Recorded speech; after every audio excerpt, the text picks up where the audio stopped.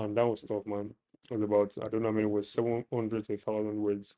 The number seven. Over the last 6 days, I've been trying a bunch of things to improve my communication skills. I've tried tongue twisters just to improve like the mechanical part of things, enunciation and all that. I've also tried to speak on random topics. And so far, I haven't settled on a concrete exercise that I can do day to day. I know that that I know would definitely help my communication skills and improve it further. Also, in the past 6 days, I have mentioned my weaknesses, the areas I need to focus on. And the major thing that I highlighted in those days is that I struggle to come up with sentences on demand, if that makes sense. Now I feel like in over the next 7 days, I have something concrete that we can use or I can use in the course of this challenge. And I want to share that with you before moving on. So the first thing that comes to mind, the idea is I want to break each session, each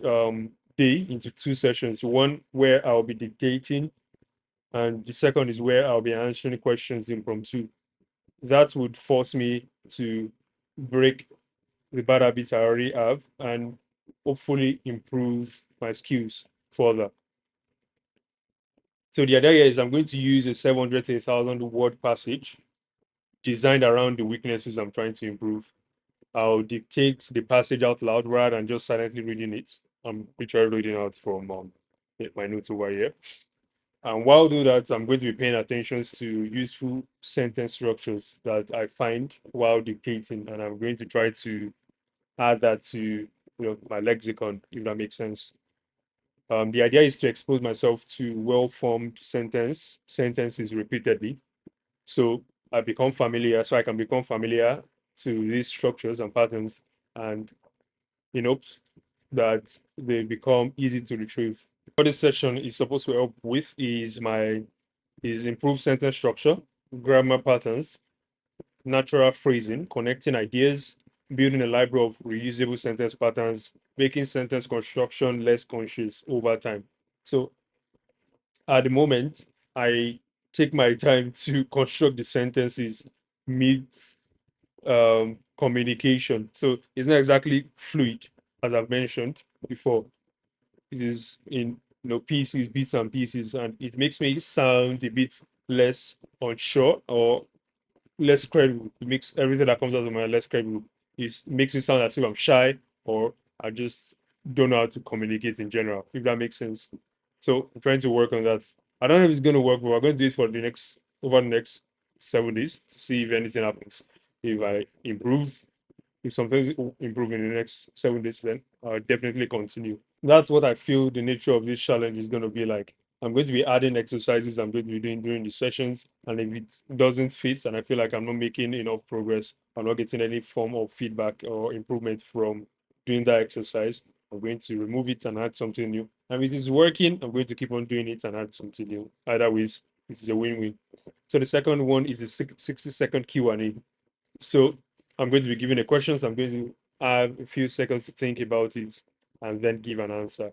The idea here is to help me build real-time sentence formulation, receive sentence patterns, organizing my thoughts quickly, speaking without constantly backtracking, maintaining my train of thoughts, and seeing whether sentence structure from the dictation actually transfers into spontaneous speech. So I'm basically testing. I don't know what works just yet.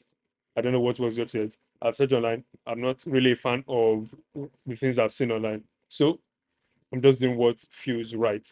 I'm going to test it for the next 7 days. And if it works, good for me. So without further ado, let's go into the first part of the session.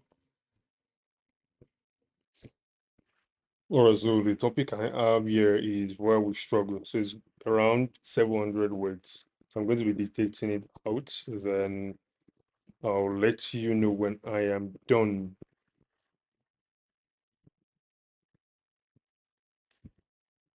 Changing your life sounds straightforward when you describe it from the outside. You identify something that is not working, decide you want to change, and then take action. In reality, the process is really that simple.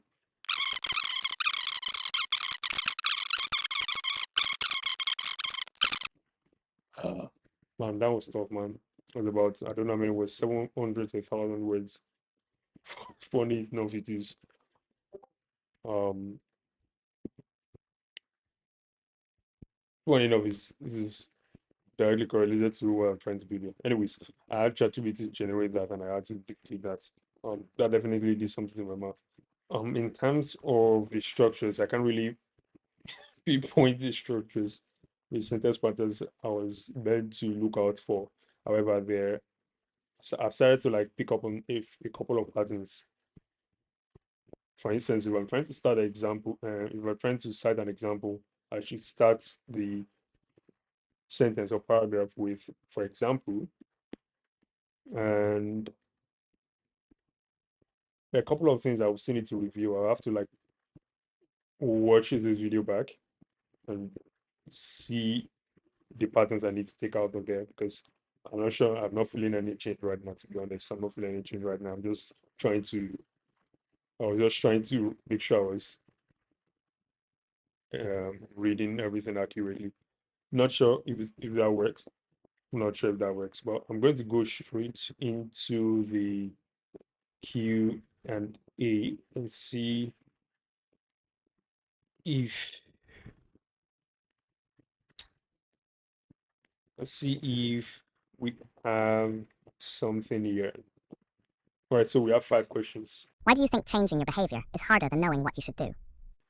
That's a good question. I think changing your behavior is way harder than knowing what to do because the vast majority of people know exactly the things they need to do. However, bringing themselves to take the action required to get to the goal can seem difficult to a lot of people. So behavior change is quite difficult. Creating new habits is quite difficult. However, knowing the problem, being aware of the problem itself cannot help you change your behavior. And that's what most people don't understand. So changing your behavior is difficult because it requires you to change who you currently are. I believe that answers the question. Do you think knowing more vocabulary automatically makes someone a better communicator? Why? Good question. I think having a wide range of vocabulary should certainly helps in some cases. For instance, in a case as peculiar as mine, I feel like with the level of words I have in my arsenal, I definitely don't know how to string them all together unless I was given time to string its sentences perfectly. And in real life situations, you don't necessarily have enough time to piece all the words together. So having a wide range of vocab is just not enough. It definitely helps, but it's just not enough.